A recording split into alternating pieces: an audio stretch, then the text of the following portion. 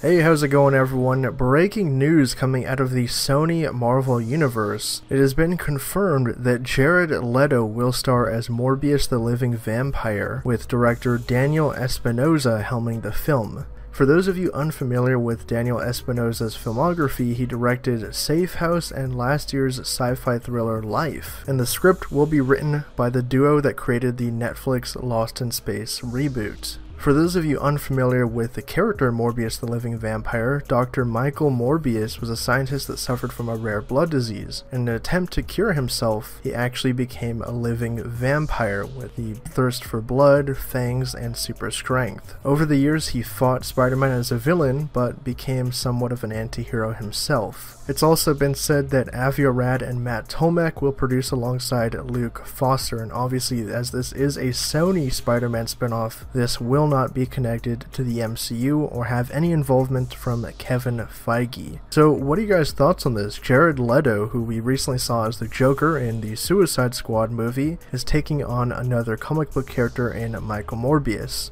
Honestly, this came completely out of left field, but he is actually a decent fit for the character. I mean, I think he could do it justice. It just is kind of weird how this is being announced right after, I don't know, his Joker film was announced very recently as well. But like I said, post your thoughts down in the usual spot, and for more updates on Morbius and the Marvel Universe, be sure to subscribe to Hybrid Network. Thank you guys again for checking this video out. If you want to get even more updates from us, check out our social media platforms, our website for news and editorials, and if you want to see our content improve and help us out, donate to us on our Patreon and you can get exclusive rewards.